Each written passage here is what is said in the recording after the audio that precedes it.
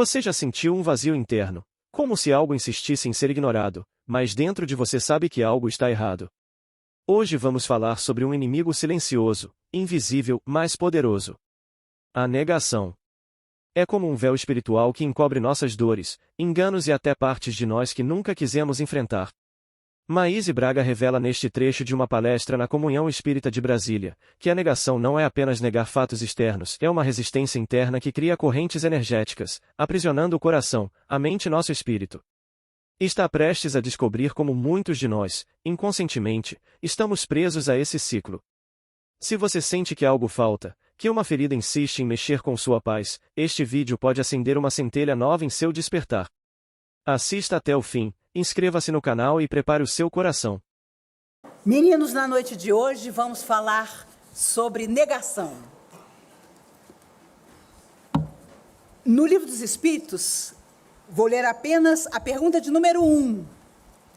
Quando Kardec fez o que qualquer um de nós faria no lugar dele, com a pleiade de espíritos ali presentes, para que ele formulasse, primeiro 550 perguntas, mais tarde o livro foi ampliado para 1000, mas a pergunta primeira que fez é: o que é Deus? Ele não pergunta quem é Deus, mas o que é Deus? E os espíritos responderam: Deus é a inteligência suprema, causa primária de todas as coisas.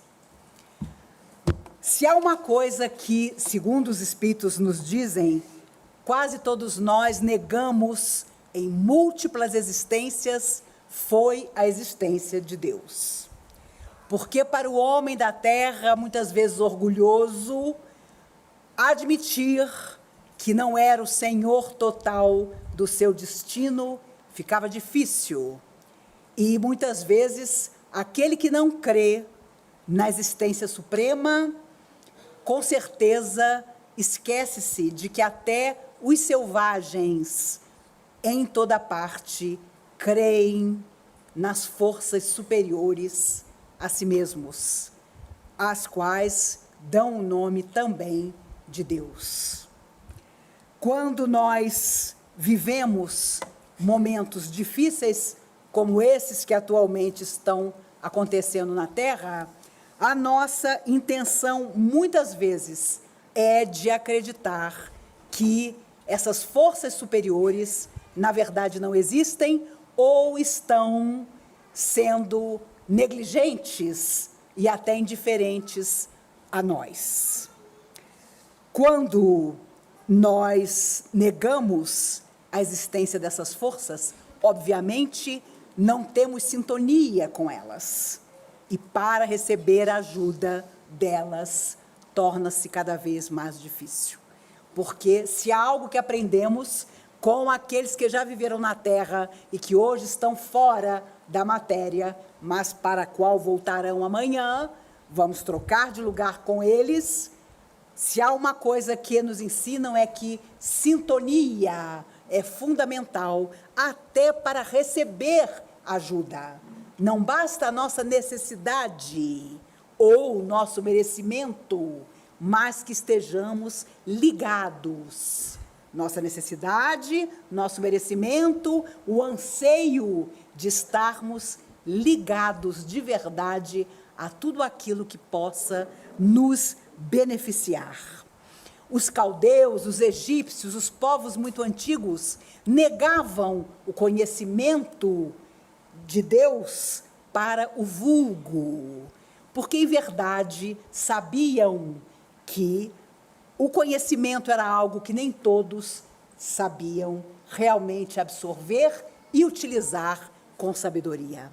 Principalmente os egípcios, que eram seres antiquíssimos, que vinham de capela, e por isso praticamente tudo se perdeu quando essas almas não vieram mais para o planeta, mas deixaram as pirâmides, deixaram seus túmulos, como lembrança de que acreditavam que continuavam a viver.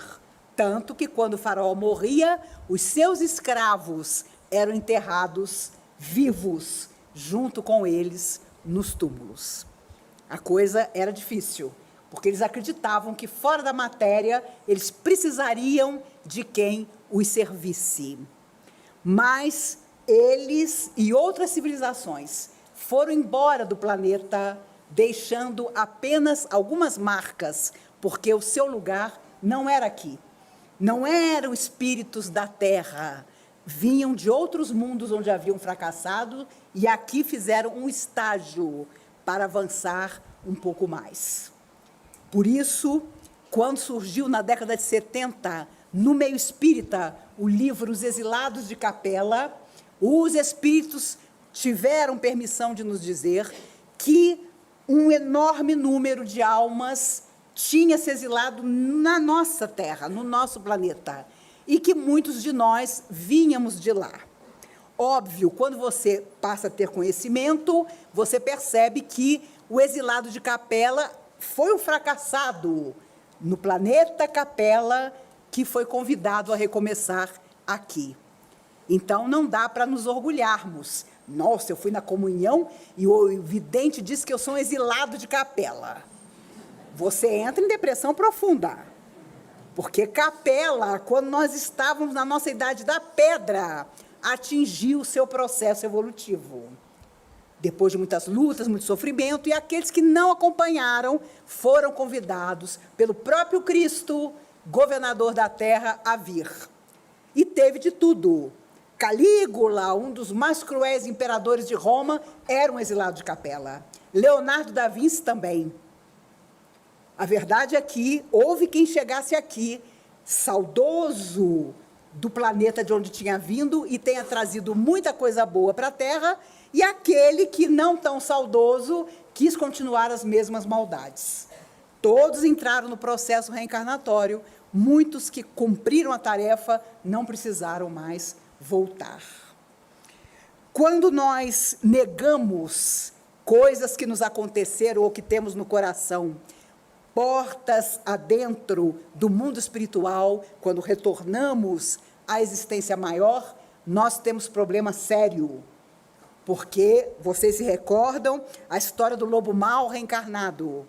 Ele, fora da matéria, confrontado com o fato de ter comido a vovozinha e ameaçado o Chapeuzinho Vermelho, disse em alto e bom som que não tinha feito nada daquilo. E no livro, os espíritos contam que foi preciso mostrar a ele que ele tinha feito sim, não adiantava negar, e ele só voltaria numa outra existência para resgatar o mal que ele tinha feito como lobo mau. Uma história simples que as crianças da evangelização da década de 70 adoravam, e que tem muito a ver conosco, porque quando fora da matéria, se nos disserem, conte a sua história, conte o que você fez nessa última vida. Os mentores nem dão muita chance da gente contar, não, porque vocês sabem o que a gente vai contar, né? Foi tudo lindo, foi tudo maravilhoso. Meu Deus do céu, eu fui um campeão da caridade. Mas, fulano, você disse que detestava Beltrano. Um equívoco, uma bobagem. Nós gostamos de minimizar, no mundo espiritual, as coisas dramáticas que vivemos e enaltecer, é claro, os pequenos gestos. Ah, eu assisti a palestra no primeiro sábado da comunhão em pé. Em pé, em pé. Ah, meu Deus, o seu bônus hora tem que ser maior do que quem estava confortavelmente sentado.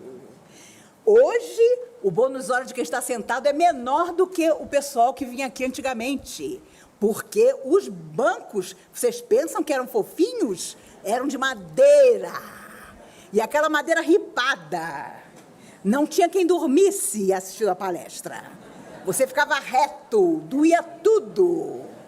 Depois, quando seu Mário conseguiu um dinheirinho a mais, começou a surgir um banco um pouco mais confortável. Adivinha para onde foram os bancos de madeira dura? Para a mocidade. E graças a Deus eu dirigi a mocidade na época, devo ter algum resgate positivo em relação a isso. Porque não adiantava botar almofada, não. O negócio era difícil.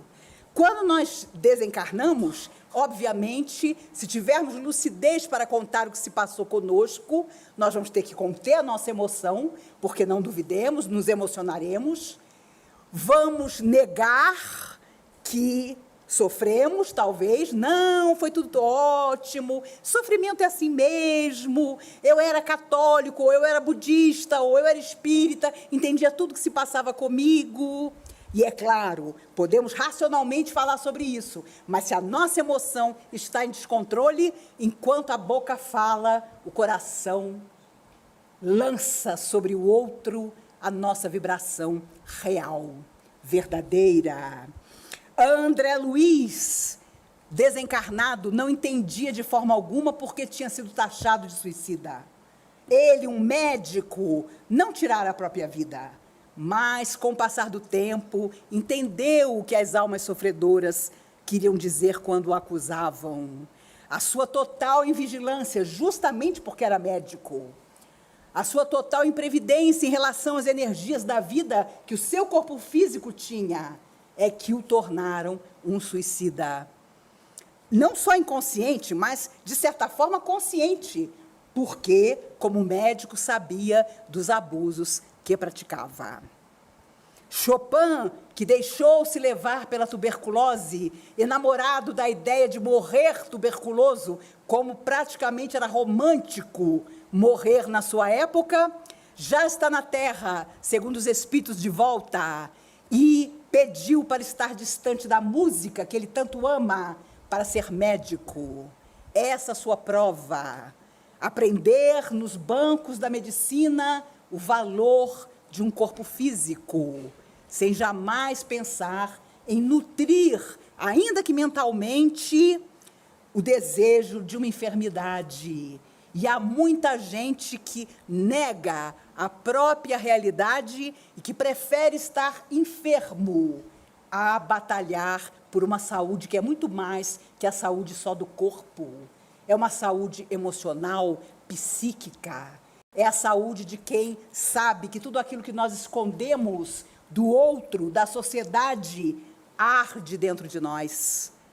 E, com o passar do tempo, com certeza, vai nos consumindo. Ah, eu sinto tal coisa, mas não falo. Ah, fulano é assim mesmo, ele não demonstra as emoções, o que é grave. Não que você vai ser um descontrolado, dizendo no megafone da sua quadra, eu sou isso, eu sou aquilo, mas colocando com todo carinho para o outro, qual é a sua necessidade, qual é a sua expectativa afetiva, filosófica, enfim, da sua emoção, para que, negando aquilo que nós sabemos que precisamos resolver, não levemos para o futuro, como trouxemos para esse presente, questões que ficaram abafadas em vidas anteriores e que nós só solucionamos na carne. Ah, eu deixo para resolver isso quando eu desencarnar. Isso não existe. Por isso nós voltamos muitas vezes ao corpo de carne, porque há coisas, e é a maioria delas, que nós só solucionamos de novo vivendo num corpo de carne, reencontrando determinadas pessoas e principalmente situações que nos afligiram, que nós negamos que existissem, mas que precisam ser reprisadas. Isso é inegável. Nos conflitos emocionais, nas psicopatias, na própria esquizofrenia e na loucura, nós encontramos corações que se auto-enganam, achando que estão enganando a tudo em volta. E é claro, quantos espíritos se manifestam nos trabalhos mediúnicos, contando uma história que, na realidade, é outra. E não precisa ser desencarnado, não. Durante muitos anos eu fui orientadora dessa casa, ainda muito jovem, e entrava a pessoa para contar o problema dela. Inacreditável que a pessoa contava uma história, geralmente em que ela era vítima. E eu era muito garota, eu me conduía com aquilo. Eu já olhava para aquele rostinho sofrido, de um jeito assim carinhoso.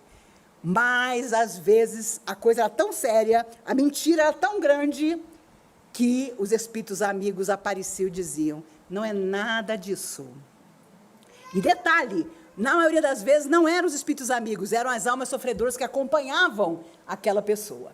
Nem preciso dizer a vocês que, na minha experiência, quando isso aconteceu das primeiras vezes, eu olhava aquela alminha sofredora ali, grudada no encarnado, e pensava, coitadinho, ele está tão grudado no irmãozinho encarnado que nem tem noção que ele é um inimigo desse irmão encarnado. Mas, às vezes, a situação era bem outra. A alma sofredora que perseguia era o encarnado. E até hoje, às vezes as pessoas mandam e-mail para o programa Conversando com Maíse, e quando relatam o seu caso, na hora que eu vou começar a escrever a resposta, pensando, coitado do fulano, os espíritos com todo carinho dizem, é que a história não é bem assim. E não é para criar fofoca, não. É que, para ajudar, você precisa saber. É sério. Para ajudar, você precisa saber. Imagine se eu dissesse, na resposta, ô fulano, não se preocupe. Do jeito que você é merecedor, tudo de maravilhoso vai acontecer para você. Fulano que te persegue vai estar no fogo do inferno. E aí, é claro, quando a pessoa recebe o e-mail de volta, pensa, nossa, mas esse povo da comunhão não tem mediunidade nenhuma. Porque olha só a resposta que ela me trouxe, como eu consegui enganá-la. Eu conto um episódio para vocês. Há muitos anos atrás, uma moça conseguiu o telefone da minha casa, isso tem muitos anos mesmo, eu era garota, já fazia palestra. E ela, então, me ligou, chorando, contando um drama. E eu fiquei tão conduída daquilo que levei uns 20 minutos ou mais conversando com ela no telefone, tentando encontrar com ela uma solução para o conflito que a fazia chorar tanto. Passam-se uns 2 anos. Eu encontrei, por acaso, uma pessoa que, na época, morava com essa moça. E esta moça veio me contar que era tudo mentira. Que a garota pegou-me o telefone e disse, eu vou telefonar para ela, vou contar uma história boba para ver o que ela me responde.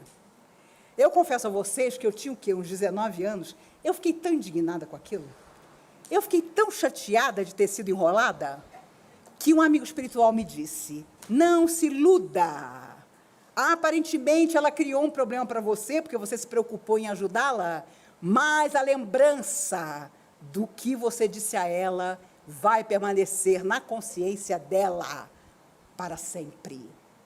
Eu nunca mais soube dessa pessoa, a não ser muitos anos depois, quando me contaram todas as coisas ruins que haviam acontecido a ela. Não por um desejo meu, mas porque ela se acostumou a mentir, não simplesmente para mim, que ela considerava uma boba que fazia palestra na comunhão, mas a muitas outras pessoas que, sim, essas causaram a ela prejuízos e dramas terríveis.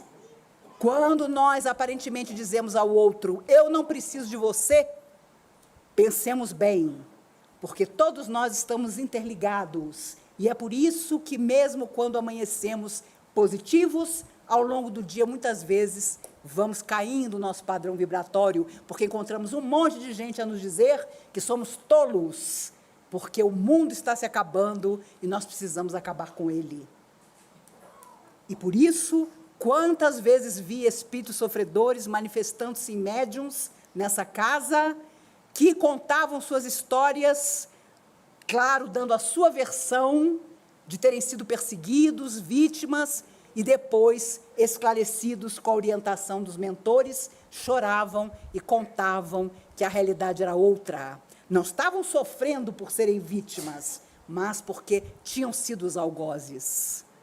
Por isso, quando desencarnamos, e hoje parece tão distante esse dia, nós não nos preocupamos com aquilo que aparentemente levamos para o lado de lá, mas devemos estar preocupados com o que o nosso coração vai contar de verdadeiro, não aquilo que nós pensávamos que era verdade, mas aquilo que estava no mais profundo do nosso coração.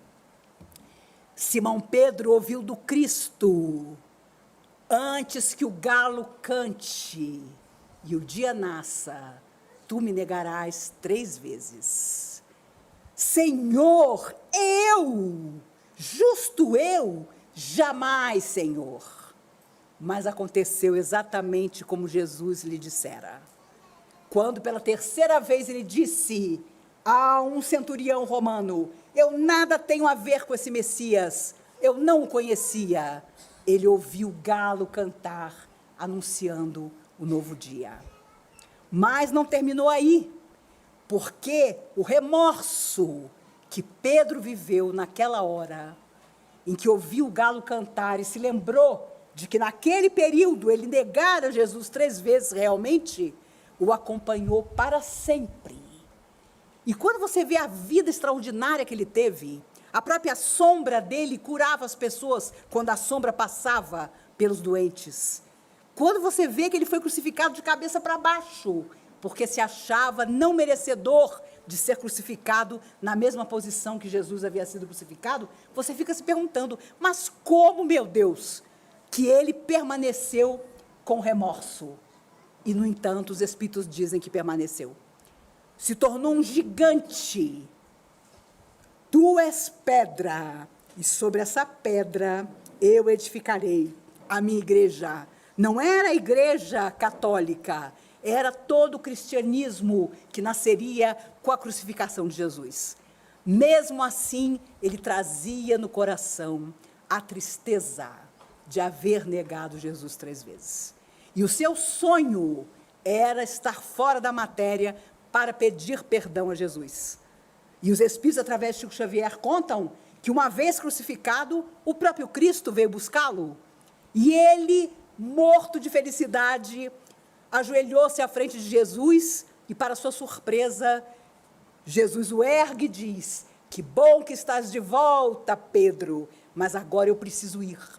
E Pedro, que durante tanto tempo aguardara por aquele encontro, diz: mas, Senhor, vais aonde, se acabei de chegar?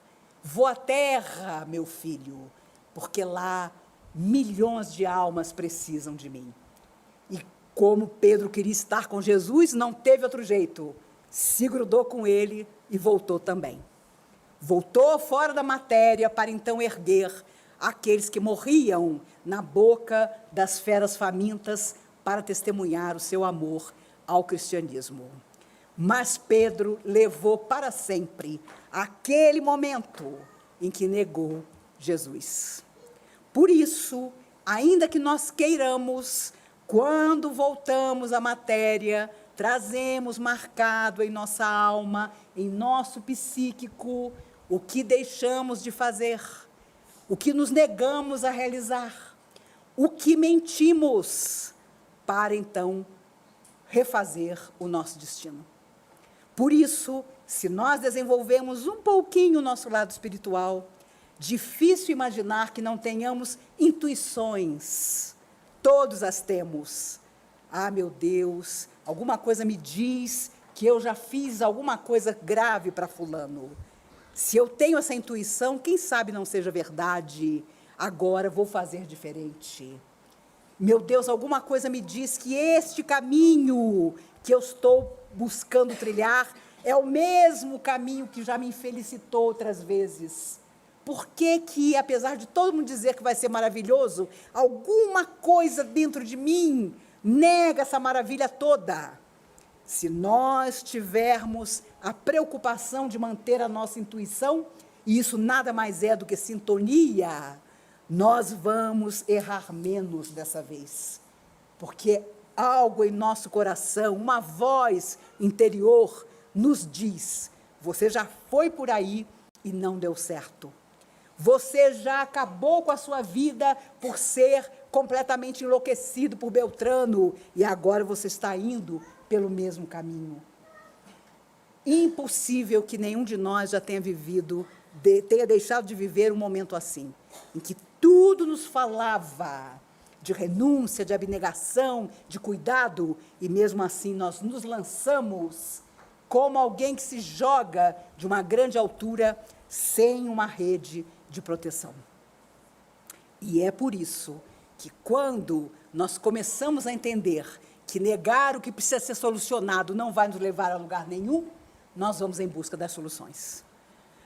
Eu não posso encontrar fulano, toda vez que eu encontro eu me sinto bem, porque há tempos atrás aconteceu tal coisa, ou eu estou imaginando que fulano pensa tal coisa sobre mim. Não imaginemos. Uma conversa franca sempre traz uma solução.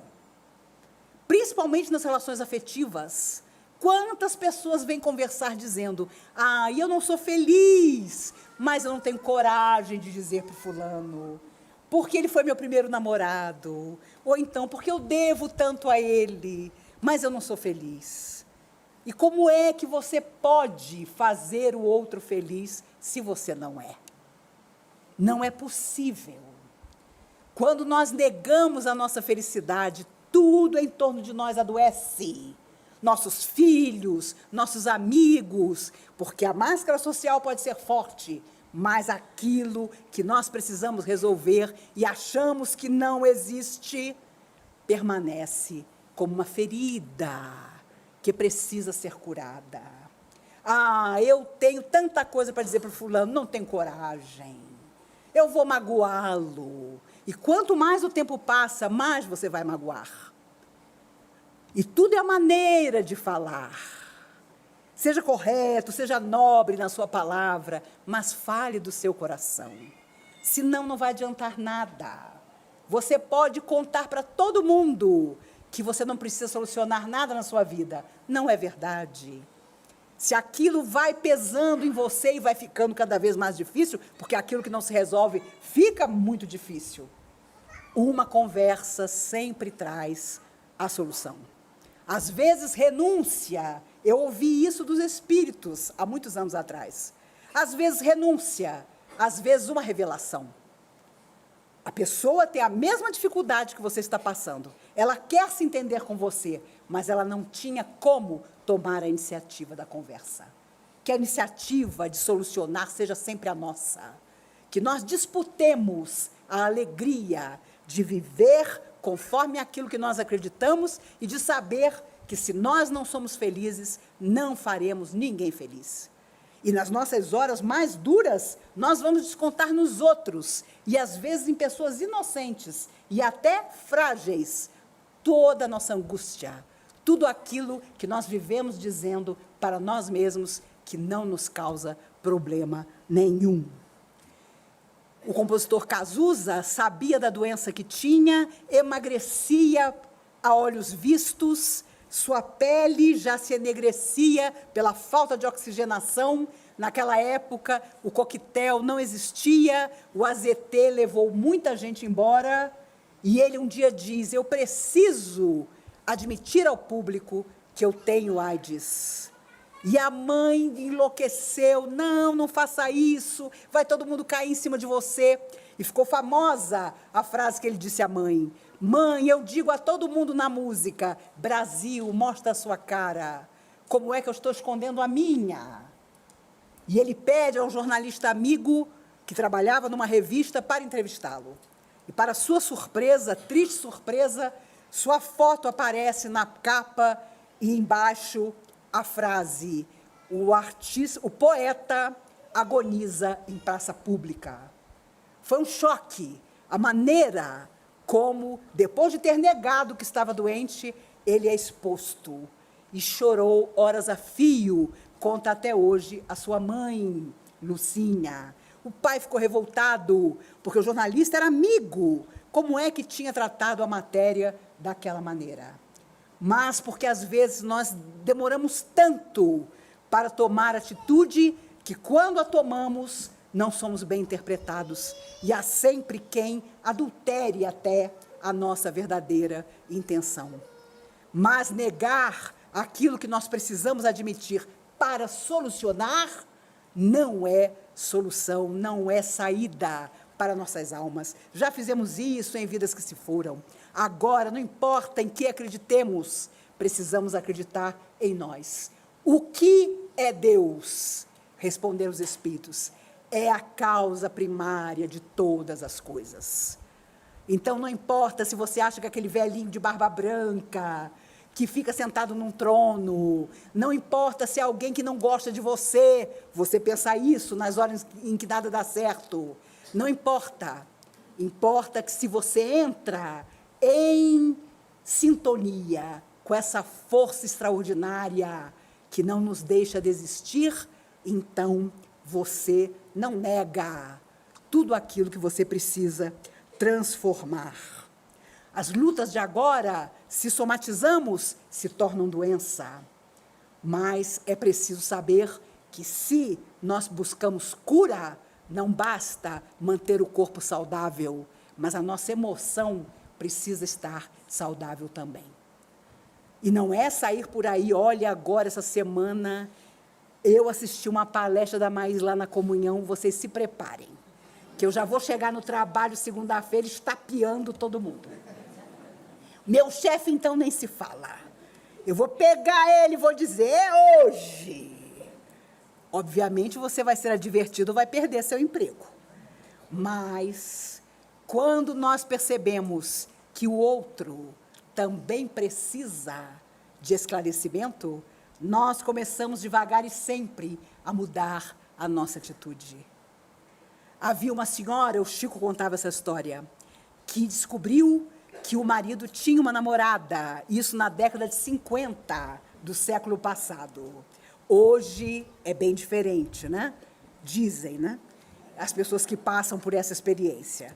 Mas, antigamente, era um drama absoluto. Ela tinha filhos com ele. E ele, então, declara-se, olha, eu venho negando essa situação, mas a verdade é que eu me apaixonei por outra e eu estou com tudo organizado para ir embora. Ela disse a ele, vá, meu caro, imagine, o seu marido chega para você e diz que se apaixonou por outra, que ele está indo embora, e você diz, vá, meu caro. É lindo, né? Na teoria.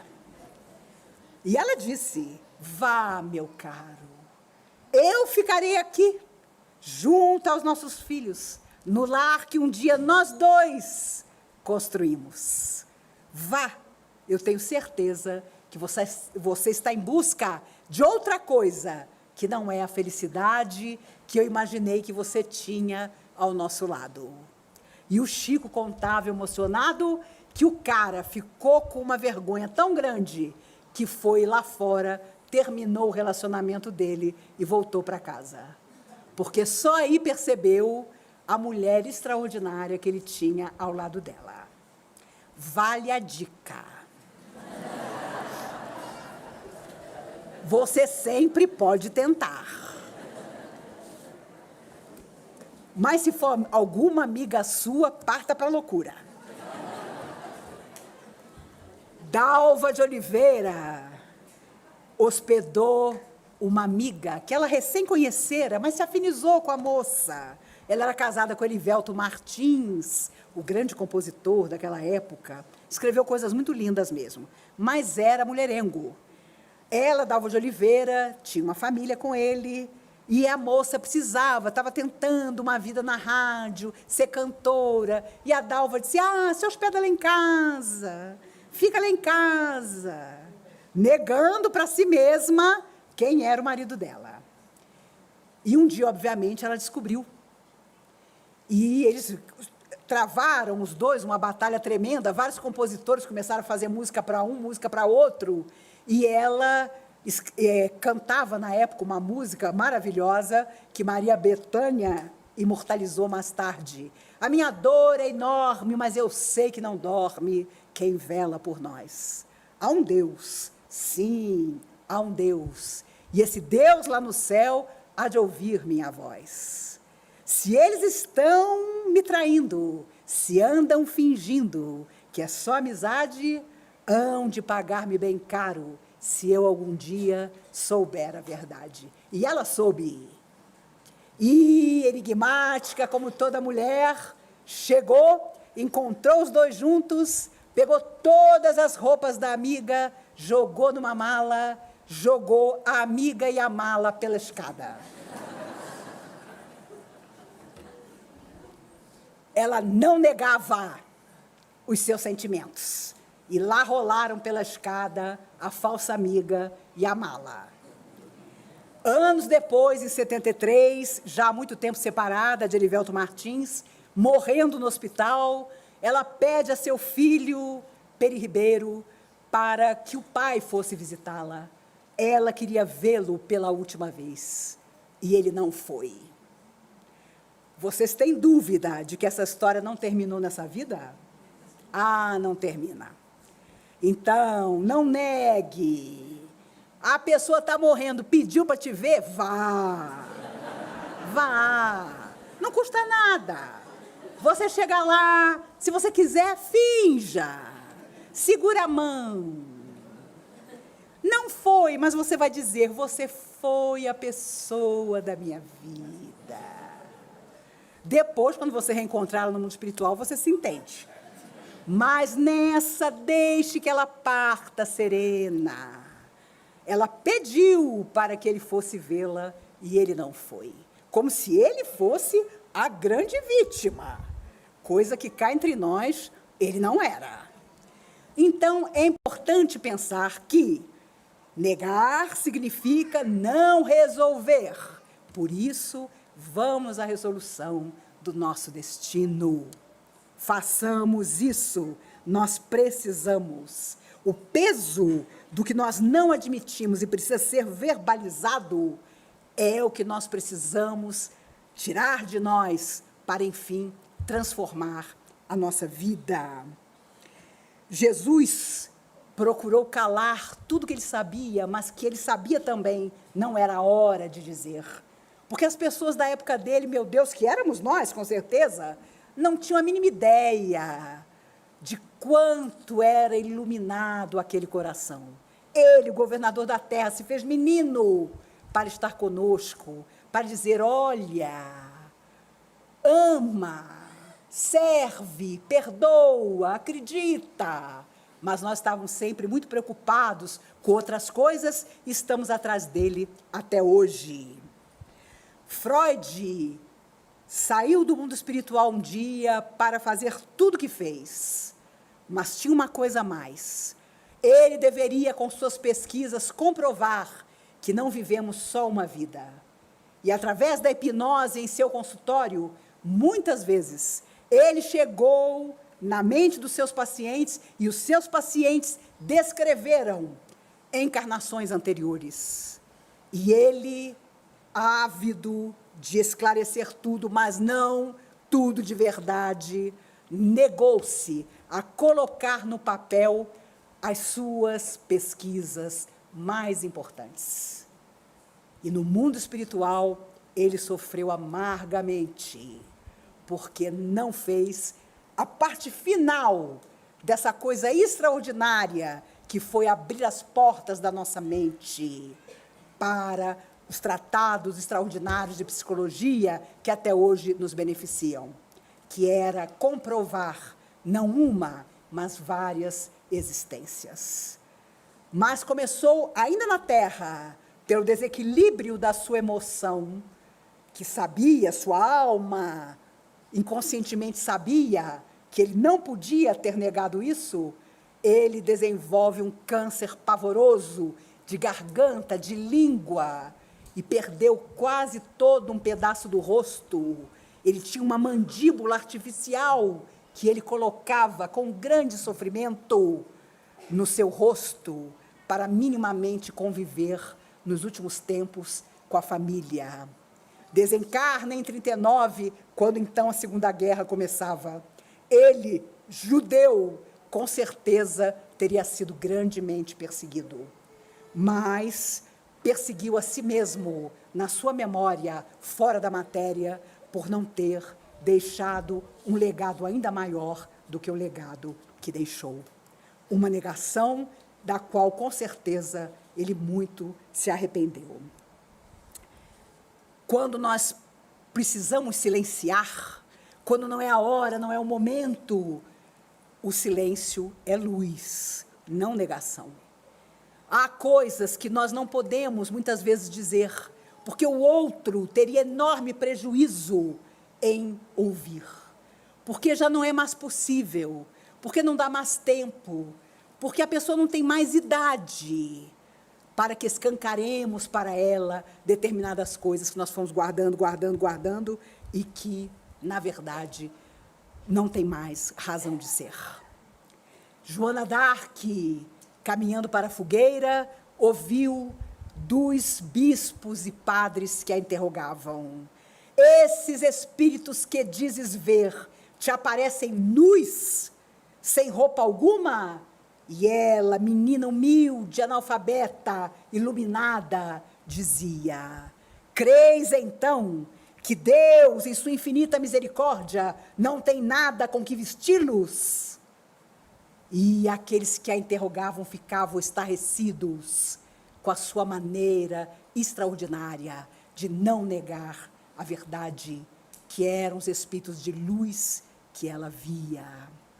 Por isso, embora lhes tivesse um resgate final para a alma que tinha sido há tanto tempo atrás Judas Iscariotes, e que veio na condição de Joana d'Arc para o seu último resgate na terra, ela caminhando para a fogueira, ao chegar e ser amarrada, enquanto todos viam a chama a lamber as suas vestes, ela ergueu os olhos para cima e, sem conseguir negar a felicidade, viu que uma chuva de luzes caía sobre ela.